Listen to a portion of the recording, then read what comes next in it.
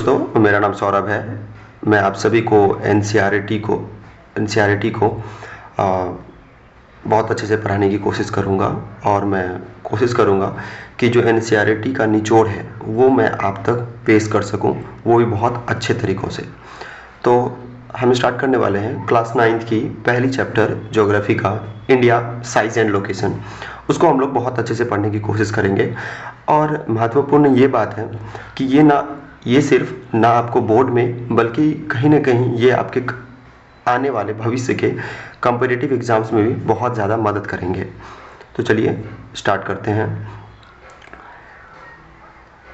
Chapter का नाम है India size and location.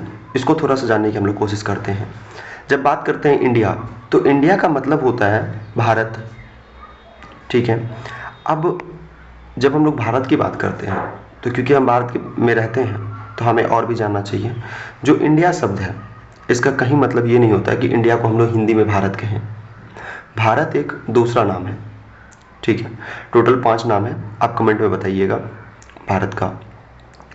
Size की बात करेंगे तो साइज़ का मतलब होता है कि आकार, एंड लोकेशन का मतलब स्थित, कहाँ पे स्थित है। कहने का मतलब ये हुआ कि हम इस चैप्टर में पूरे भारत को जानने की कोशिश करेंगे कि भारत का आकार क्या है और कहाँ स्थित है और इसके भौगोलिक संरचनाएं क्या है, ठीक है।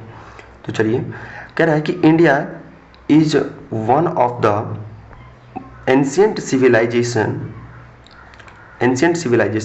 इन द वर्ल्ड। मतलब कि भारत जो है एक प्राचीन सभ्यता में से एक है। It has achieved multi faceted socio economic progress during the last 5 decades. कह रहा है कि और भारत जो है बहुत ज़्यादा उन्नति किया है पिछले 5 दशकों में। डिकेड्स का मतलब होता है दोस्तों 10 ईयर्स। कहने का मतलब पिछले 50 वर्षों में भारत ने बहुत ज़्यादा ही उन्नति प्राप्त किया है। It has moved forward, displaying remarkable progress in the field of the agriculture, industry, technology and overall economic development। कहने का मतलब जो हमें दिखता भी है, भारत का जो उन्नति है वो हमें दिखता भी है। किन सभी चीज़ों में? कृषि के में, उद्योगों में, तकनीकियों में, और कहीं ना कहीं इससे हमारा जो इकोनॉमिक डेवलपमेंट हुआ है वो भी दिखता है। India has also contributed significantly to the making the world history. और भारत ने कहीं ना कहीं जो विश्व का इतिहास है उसको भी बहुत ज़्यादा अपना योगदान निभाया है। ये तो हो गया एक छोटा सा इंट्रोडक्शन जो भारत के बारे में हम लोग जानना चाहते थे। चलिए अब हम लोग स्थिति के बारे में देखते हैं। स्थित कहाँ है? लोकेशन का मतलब क्या होता है? स्थित। कह रहा है India is a vast country, no doubt India एक बहुत बड़ा देश है। Lying entirely in the northern hemisphere, जो कि पूरी तरीक़ा से कहाँ है? नॉर्थ हेमिस्फीयर में है। अब देखिए थोड़ा सा इसको टेक्निकल चीज़ें हैं, मैं आपको समझाने की कोशिश करता हूँ ये डायग्राम से। कह रहा है कि देखिए आप अगर अच्छे से इसको जूम करके देखें तो समझ में आएगा कि ये 0 डिग्री है, ये 0 डिग्री है जिसे हम लोग क्या कहते हैं? इक्वेटर, जिसका नाम क्या है? इक्वेटर। ओके। अब देखिए इक्वेटर के बारे में आप पहले के क्लास में पढ़े होंगे कि इक्वेटर एक ऐसी लाइन होती है जो धरती को, जो हमारे अर्थ को 2 इक्वल पार्ट्स में, 2 भागों में बांट देती है। समझने के लिए आप देख सकते हैं इक्वेटर जो है यहाँ से ये गुजर रही है और ये अर्थ को 2 इक्वल पार्ट्स में बांट रही है। तो जो इक्वेटर के ऊपर वाला हिस्सा है उसको हम लोग नॉर्थ हेमिस्फीयर कहते हैं, ठीक है। और जो इक्वेटर के नीचे वाला पार्ट है उसे हम लोग साउदर्न हेमिस्फीयर कहते हैं, ठीक है। इसका इक्वेटर का दूसरा नाम 0 डिग्री लैटिट्यूड भी हम लोग कहते हैं, ठीक है। तो कह रहा है कि इंडिया जो है ना entirely located in the northern hemisphere. कहने का मतलब इंडिया जो है पूरी तरीक़ा से नॉर्दर्न हेमिस्फीयर में है। आप देख सकते हैं इक्वेटर के जस्ट ऊपर यहाँ पे है इंडिया, ये हमारा एशिया वाला पार्ट है, यहाँ पे इंडिया चिपका हुआ है। तो कहने का मतलब ये क्या हो गया कि नॉर्दर्न हेमिस्फीयर में पूरी तरीक़ा से इंडिया है। अब कह रहा है the main land extend between latitude 8.4 degree north and 37.6 degree north and longitudes 68.7 degree east and 97.25 degree east. कहने का मतलब ये होता है कि भारत का जो लैंड बाउंड्री है, लैंड बाउंड्री का मतलब हो गया कि इसका जो भूभाग्य है उसका अगर हम लोग विस्तार रूप से देखें तो यहाँ पे देखिए कह रहा है कि इक्वेटर जो है ना, इक्वेटर से सबसे पहली बात तो भारत को देखिए तो 8.7 डिग्री दूर है 8.7 डिग्री दूर है, और भारत का जो ज़मीन है वो स्टार्ट हो जाता है 8.7 डिग्री नॉर्थ से 37.6 डिग्री नॉर्थ तक। क्योंकि देखिए ये नॉर्थ हेमिस्फीयर में, तो इसको इसलिए हम लोग नॉर्थ लिखते हैं। आप मिनट में भी काउंट कर सकते हैं, कोई इशू नहीं है, ठीक है। और कह रहा है कि ये तो हो गया हमारा लैटिट्यूडनल एक्सटेंट। लैटिट्यूड्स के बारे में आप जानते होंगे, अगर आप जानते हैं तो आप कमेंट सेक्शन में प्लीज़ बताएं लैटिट्यूड्स क्या होते हैं एंड लॉन्गिट्यूड्स क्या होते हैं। लॉन्गिट्यूड्स क्या होता है कि कह रहा है कि भारत वहीं पे लॉन्गिट्यूड वाइज जो प्राइम मेरिडियन के पैरेलल चलता है उसी को हम लोग लॉन्गिट्यूड बोलते हैं, ठीक है।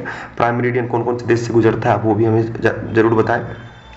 अब देखिए यहाँ पे लॉन्गिट्यूड की जब हम लोग बात कर रहे हैं तो ये देखिए लॉन्गिट्यूड है, तो कह रहा है कि ये 68.7 डिग्री ईस्ट से 97.25 डिग्री ईस्ट तक ये रन कर रहा है। तो अप्रॉक्सीमेटली आप अगर देखो तो भारत जो है लगभग 30 डिग्री का नॉर्थ से साउथ और ईस्ट से वेस्ट का इसका एक्सटेंशन दिखता है, और ये पूरी तरीके से भारत कहाँ है तो बात करेंगे तो हम लोग नॉर्दर्न हेमिस्फीयर में, ठीक है। अब देखिए कह रहा है कि the Tropic of Cancer 23 degree 30 minutes north जो है divides the country into almost 2 equal parts. कहने का मतलब ये होता है कि जो 23.5 डिग्री जिसे हम लोग ट्रॉपिक ऑफ कैंसर कहते हैं, आपने इंपॉर्टेंट मेरिडियंस के बारे में, इंपॉर्टेंट पैरेलल्स ऑफ लैटिट्यूड्स के बारे में पढ़ा होगा, जो टोटल 4 है, उसके बारे में भी आप हमें कमेंट सेक्शन में जानकारी दे सकते हैं। तो कह रहा है कि ट्रॉपिक ऑफ कैंसर जो है वो इंडिया को 2 इक्वल पार्ट में डिवाइड करता है। अगर आप एटलस की सहारा से आप देखेंगे तो आपको पता चलेगा कि कुछ इस तरह से इंडिया जो है 2 भागों में बंटवारा हो जाता है, ठीक है। इन हायर क्लासेस और भी हम इन सभी चीज़ों को अच्छे से जानकारी लेंगे, पर इक्वेटर जो है कहीं ना कहीं इंडिया को 2 भागों में बांटता है, ठीक है। नेक्स्ट, सॉरी इक्वेटर कह रहा हूँ मैं, ट्रॉपिक ऑफ कैंसर बांटता है। अब देखिए to the south east and the south west of the mainland lie the Andaman and Nicobar islands and the Lakshadweep islands in the Bay of Bengal and Arabian Sea respectively. Find out the extent of this groups of island from your atlas. देखिए क्या कह रहा है कि ये कहीं ना कहीं जो हमारा इंडिया है ये दक्षिण पूर्व और दक्षिण पश्चिम में ये बटा हुआ है, दोनों भाग में फैला हुआ है, ठीक है ना। और इसके दोनों साइड्स बात करेंगे तो अगर हम यहाँ पे बे ऑफ बंगाल की बात करेंगे, यहाँ पे बे ऑफ बंगाल है, यहाँ पे अंडमान एंड निकोबार आइलैंड्स है और इस तरफ अरेबियन सी है। तो ये जो ठीक है, यहाँ पे कहीं ना कहीं हम बात करेंगे तो ये जो जिस तरफ अंडमान निकोबार आइलैंड है ये साउथ ईस्ट हो गया, ठीक है ना, और जिस तरफ लक्षद्वीप और अरेबियन सी है ये साउथ वेस्ट हो गया, ठीक है। क्योंकि ट्रॉपिक ऑफ कैंसर से हम लोग देख रहे हैं ना, ट्रॉपिक ऑफ कैंसर से साउथ ईस्ट साउथ वेस्ट कर रहे हैं हम लोग, ठीक है। तो अब देखिए अब बात करते हैं हम लोग साइज की।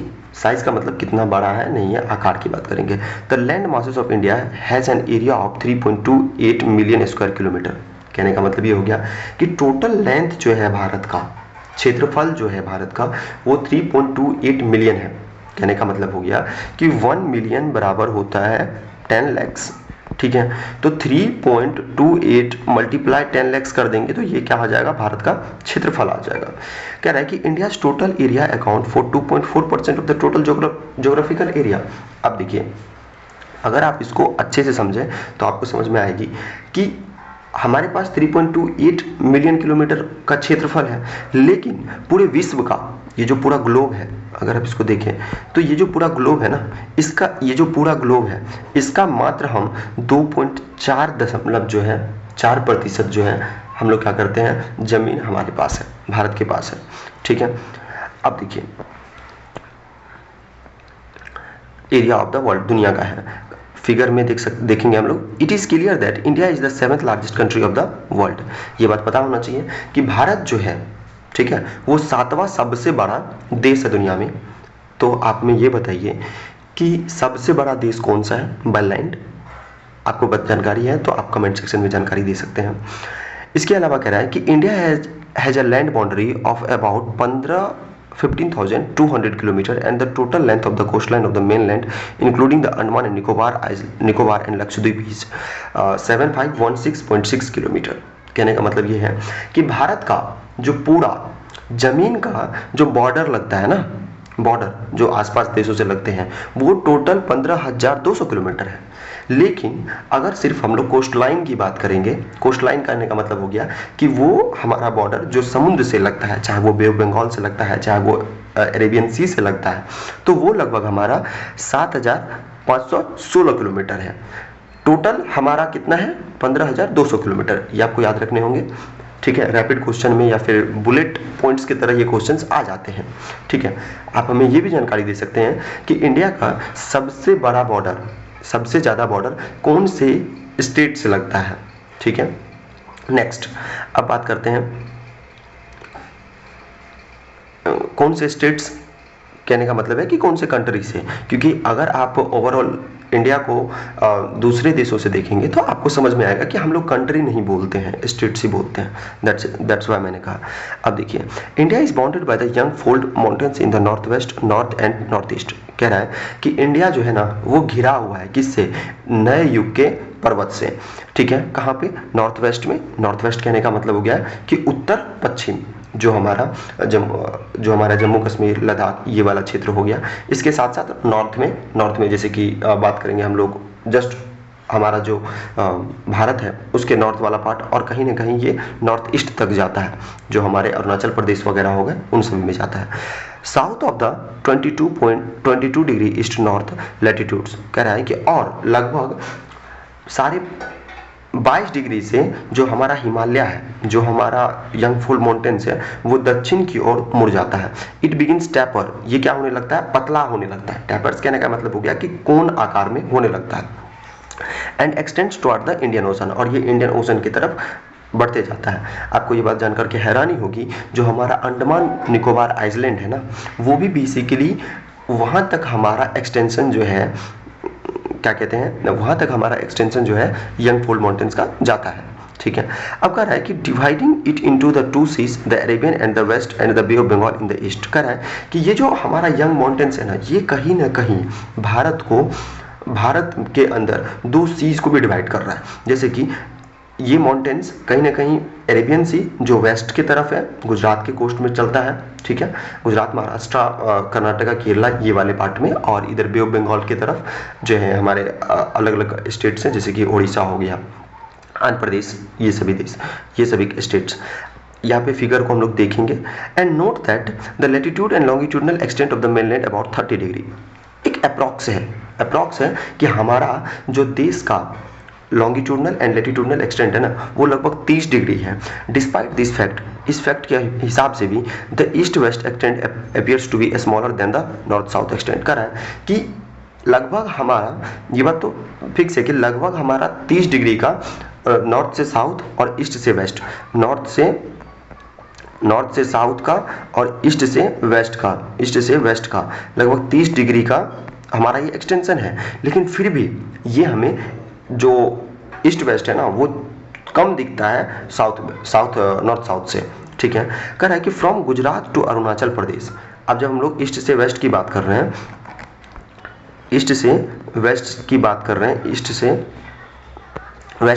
तो यहाँ पे गुजरात से लेकर के यहाँ पे अरुणाचल प्रदेश तक जाता है, ठीक है।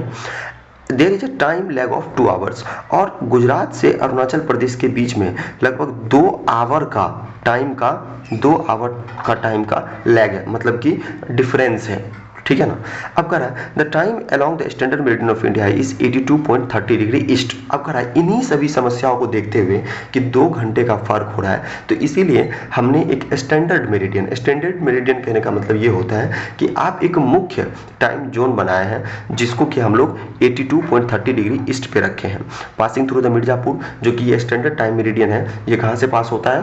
तो मिर्जापुर से पास होता है, जो कि उत्तर प्रदेश में है। It is taken as the standard time for the whole country, और पूरे देश के लिए ये एक स्टैंडर्ड टाइम है, मतलब इसी टाइम के हिसाब से पूरे देश का टाइम चलेगा। The latitudinal extent influences the duration of day and night as well as moves from south to north। कर रहा है कि इतना बड़ा जो हमारा लैटिट्यूडनल एक्सटेंट है, ठीक है ना, तो इससे कहीं ना कहीं दिन और रात की जो समय होता है उसमें भी बहुत ज़्यादा परिवर्तन होता है। क्यों? क्योंकि अब अगर आप देखिए तो हमारा जो नॉर्थ ईस्ट का स्टेट है वहाँ पे पहले मॉर्निंग होगा, और जो वेस्ट वाला पार्ट है वहाँ पे लेट से मॉर्निंग होगा, क्योंकि 2 घंटे का फ़र्क है। ठीक है, हम भले ही उस चीज़ को टाइम को बीच में दे करके क्या किए हैं, दोनों तरफ से मैनेज करने की कोशिश की है, पर बायोलॉजिकल क्लॉक को अगर आप देखें तो वो कहीं ना कहीं तो लैग करेगा ही ना। तो इस बात को आपको समझना है। अब देखिए, India and world, India and world, Bharat और दुनिया की बात करेंगे। The Indian land masses has the central location between the east and west Asia. कहने का मतलब ये है कि भारत जो है ना एकदम बीच में है। किसके बीच में है? तो ईस्ट एंड वेस्ट एशिया के बीच में। ईस्ट एशिया किधर हो गया? ईस्ट एशिया हो गया हमारा जिस तरफ बांग्लादेश है, म्यांमार है, लाओस, कंबोडिया, ये हो गया हमारा ईस्ट एशिया। वेस्ट एशिया की बात करेंगे तो जिस तरफ पाकिस्तान, ईरान, इराक, अफगानिस्तान, ये सभी हो गया वेस्ट एशिया। तो इस दोनों के बीच में एकदम माध्य में कौन है? भारत है। India is southward extension of the Asia continent. अगर आप एशिया कंटिनेंट को मैं आपको पिक्चर से दिखाऊं तो ये देखिए, ये है एशिया कंटिनेंट, ये हो गया एशिया कंटिनेंट टोटल। तो साउथ, ये एशिया कंटिनेंट का साउथ हुआ ना इंडिया। इंडिया जो है एशिया कंटिनेंट के साउथ में है। इससे पहले जो हम ईस्ट और वेस्ट बताए, तो देखिए इंडिया कहीं ना कहीं ये जो ईस्ट एशिया है, ये जो ईस्ट एशिया है, ठीक है ना, लाओस, कंबोडिया, वियतनाम, जावा, कंबोडिया, ये सभी देश ये ईस्ट में हो गया, और ये हो गया वेस्ट एशिया।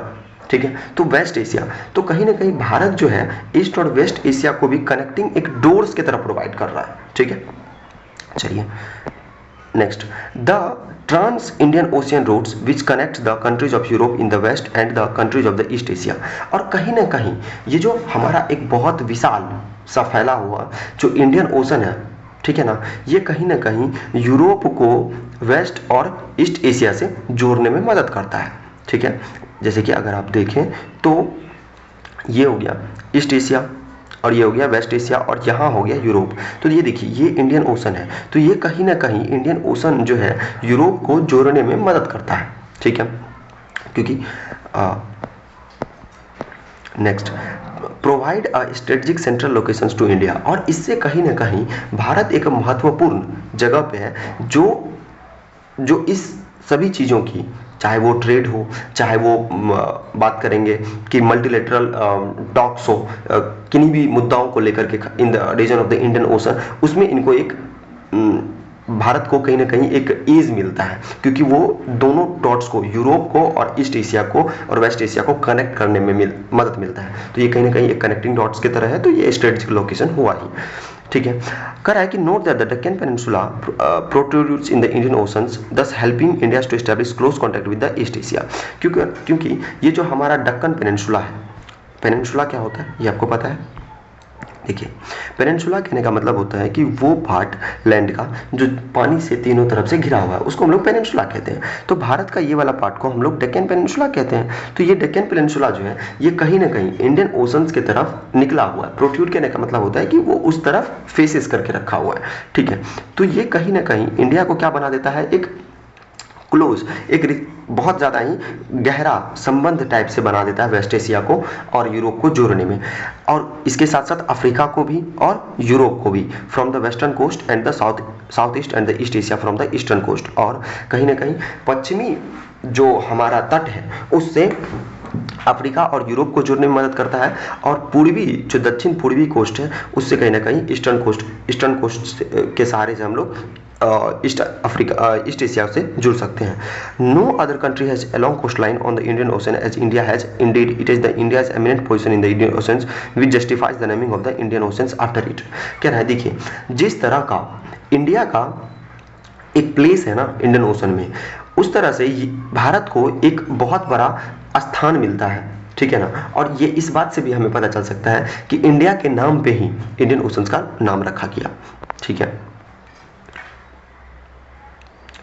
देखिए यहाँ पे आंसर दिए गए हैं कि सबसे ज़्यादा किसके पास एरिया है, तो रसिया के पास कितना है, तो ये भी दिया गया है 17.09 मिलियन स्क्वायर किलोमीटर। उसके बाद कनाडा है, उसके बाद यूएसए, फिर चाइना, ब्राज़ील, ऑस्ट्रेलिया, फिर इंडिया है। ठीक है, आप याद कर सकते हैं इसे। नेक्स्ट आप देखिए, ये जो एक्सटेंशन है इंडिया का, वो भी आप यहाँ से देख सकते हैं कि देखिए 37.6 डिग्री नॉर्थ यहाँ पे हो गया, एंड 8.4 डिग्री नॉर्थ यहाँ पे हो गया, एंड 67.6 डिग्री गुजरात का ये वाला पार्ट, और अरुणाचल का 97.25 डिग्री ईस्ट, ये वाला पार्ट। ये टोटल डिस्टेंस की बात करेंगे तो आपको याद होना चाहिए, ईस्ट से वेस्ट जो है वो 2933 किलोमीटर है, और साउथ से नॉर्थ से साउथ जो है वो 3214 किलोमीटर है। ठीक है, फिर भी इसको हम लोग अप्रॉक्स 30 मान लेते हैं। ठीक है, नेक्स्ट ये देखिए, इंडिया का सी रूट भी आप देख सकते हैं बहुत अच्छे से।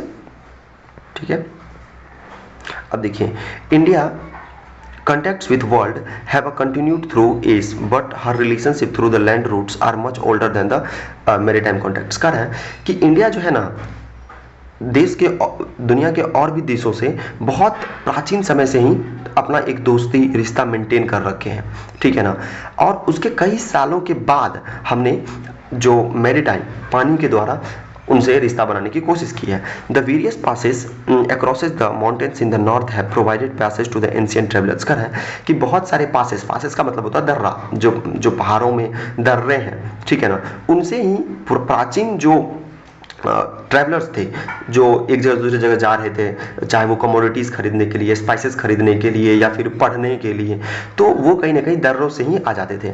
While the ocean restricted such intentions for a long time. और कहीं ना कहीं ओशियंस, क्योंकि हमारे पास उस तरह की तकनीक नहीं थी प्राचीन समय में, तो ओशियन से जाना बहुत ज़्यादा मुश्किल होता था। ठीक है, अब हमें ये बताएं कि हु डिस्कवर्ड इंडिया। ठीक है ना, आपने क्लास सिक्स या सेवन्थ में पढ़ा होगा, उसकी जानकारी आप हमें दे। कह रहा है कि these routes have contributed in the exchange of ideas and commodities since ancient times. कह रहा है कि ये जो रास्ते हैं ना, वो कहीं ना कहीं बहुत ज़्यादा ही हमें कंट्रीब्यूट कहने का मतलब हो गया है कि हमें कुछ ना कुछ दिया है, चाहे वो हमारे विचार को एक जगह दूसरी जगह फैलाने में मदद किया है, या फिर वस्तुओं को प्राचीन समय से ही, जैसे कि आइडियाज़ हो गया उपनिषद का, रामायण का, पंचतंत्र का, और इंडियन न्यूमर्स का 1 2 3 ये जो है, इसके साथ साथ डेसिमल सिस्टम्स का। ये कहीं ना कहीं जो बहुत दुनिया में पहुंचा है ना, ये भारत के द्वारा ही पहुंचाया गया है। ठीक है, the spice muslins and other merchandise were taken from India to different countries. कर है कि भारत से बहुत सारे देशों ने, चाहे स्पाइस हो, मुस्लिम क्या होते थे, वो कॉटन का कपड़ा होता था। ठीक है ना, ये हमारे देश से विदेश जाते थे। ठीक है ना, और वो लैंड रूट से जाते थे, बाद में तो सी रूट्स का डिस्कवर होगा ना। ठीक है, अब देखिए, on the other hand the influence of the Greek sculpture and the architectural structure of done minarets from the west Asia. और कहीं ना कहीं अगर एक्सचेंज ऑफ आइडियाज हो रहा है, मतलब जो गुण है उसका अगर ट्रांसफ़र हो रहा है, शेयरिंग हो रहा है, तो जो कुछ चीज़ हमारे से भी कोई सीखेंगे और उनसे भी हम कुछ सीखेंगे। तो कह रहा है कि दूसरी तरफ से हमारे पास ग्रीक स्कल्पचर, मतलब इजिप्ट के जो हमारे शिल्पकारी आकार जो हैं वो आए हमारे यहाँ, और कहीं ना कहीं आर्किटेक्चर, घर बनाने का तकनीक, जैसे कि डोम जो था, डोम कहने का मतलब जैसे कि ताजमहल आपने देखा होगा, तो ताजमहल पे कुछ इस तरह का बना हुआ है। तो ये जो डोम स्टाइल है ना, ये भी बाहर से ही आया है। मिनारेट्स का मतलब हो गया कि पिलर लाइक स्ट्रक्चर, जैसे कि ताजमहल पे आप देखते हैं, वो भी वेस्ट एशिया से ही आया है। Can be seen in the different parts of our country. और ये हमें हमारे बहुत सारे पार्ट्स में दिखता है, जैसे कि रेड फोर्ट में भी दिखेगा आपको, उसके अलावा कुतुब मीनार। ठीक है ना, तो ये भी क्या है, मीनारेट से। ठीक है, अब देखिए, भारत और उसके पड़ोसी के बारे में जानते हैं। India occupies an important strategic position in the south Asia. कह रहा है कि ये बात तो तय है कि भारत एक बहुत महत्वपूर्ण जगह पे स्थित है साउथ एशिया में। India has 27 states and 8 union territory. ठीक है, भारत में 28 राज्य हैं और 8 जो है यूनियन टेरिटरीज हैं। ठीक है, नेक्स्ट, अब देखिए, कह रहे हैं कि India shares it's land boundaries with Pakistan and Afghanistan in the north west. कहने का मतलब है कि भारत जो है अपना जो ज़मीनी बॉर्डर है ना, वो उत्तर पश्चिम में पाकिस्तान और अफगानिस्तान से शेयर करता है। ठीक है, अब देखिए, ये बात बहुत को नहीं पता होंगी कि अफगानिस्तान से शेयर करता है, लेकिन ये बात जान लीजिए कि अफगानिस्तान से शेयर करता है, क्योंकि अभी जो हमारा पार्ट जिसको कि पीओके कहते हैं, उसको ऑक्युपाइड किया हुआ है। नहीं तो हम लोग डायरेक्टली अफगानिस्तान जा सकते थे, क्योंकि अफगानिस्तान से हमारा बॉर्डर 106 किलोमीटर का लगता है।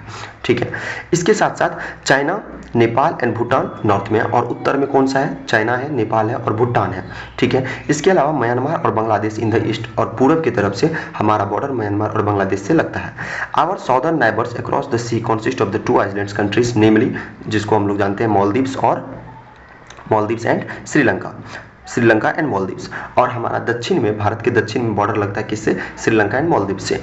आप यहाँ पे पिक्चर्स दिए हुए हैं, इससे भी आप समझ सकते हैं। जैसे कि देखिए हमारा जो ये नॉर्थ वेस्ट है, नॉर्थ वेस्ट ये वाला पार्ट नॉर्थ वेस्ट में पाकिस्तान से लग रहा है, और यहाँ पे देखिए थोड़ा सा पार्ट जो है ये अफगानिस्तान से लग रहा है। लद्दाख वाला पार्ट जो है चाइना से लग रहा है, एंड हिमाचल का भी लग रहा है, उत्तराखंड, और यहाँ पे देखिए नेपाल से भी हम बॉर्डर शेयर करते हैं, ठीक है। उसके साथ साथ यहाँ पे भूटान से भी बॉर्डर शेयर करते हैं, एंड इस तरफ हम लोग म्यांमार से और यहाँ पे बांग्लादेश से भी बॉर्डर शेयर करते हैं, ठीक है। इसके साथ साथ हम लोग बात करेंगे तो यहाँ पे श्रीलंका और यहाँ पे मालदीव से भी बॉर्डर शेयर करते हैं। ये हम लोग यहाँ पे सी बॉर्डर शेयर करते हैं, ठीक है।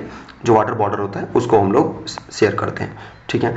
अब देखिए Sri Lanka is the separated from India by a narrow channel of the sea formed by the Pakistan and the Gulf of Mannar, while Maldives Islands are situated to the south of the Lakshadweep Islands। देखिए कह रहा है कि श्रीलंका जो है ना, श्रीलंका जो है एक बहुत पतली सी पानी की जो धाराएं हैं उनसे हमसे बंटवारा करता है। ये वाला पार्ट जिसे हम लोग पाकिस्तान बोलते हैं या गल्फ ऑफ मन्नार भी कहते हैं, ठीक है। आपको जानकर के हैरानी होगी कि पहले श्रीलंका इंडिया में ही चिपका हुआ था, पर ड्यू टू टेक्टोनिक प्लेट्स ये अलग हुए हैं, नहीं तो आज हम पैदल चले जाते श्रीलंका। खैर, और ये जो हमारा लक्षद्वीप आइलैंड्स है, जो एक कोरल आइलैंड्स है, इनसे बॉर्डर शेयर करता है मालदीव्स का, तो यह भी हमारे नेबर्स हुए। देखिए नेक्स्ट कह रहे हैं कि India has had a strong geographical and historical links with neighbors. Look at the physical map of the Asia in your atlas and note how India stands apart from the rest of Asia। कह रहा है कि India का जो है ना बहुत ज़्यादा मजबूती से भूगोलिक और ऐतिहासिक लिंक रहे हैं, मतलब कि जुड़ाव रहा है अपने पड़ोसी से, ठीक है ना।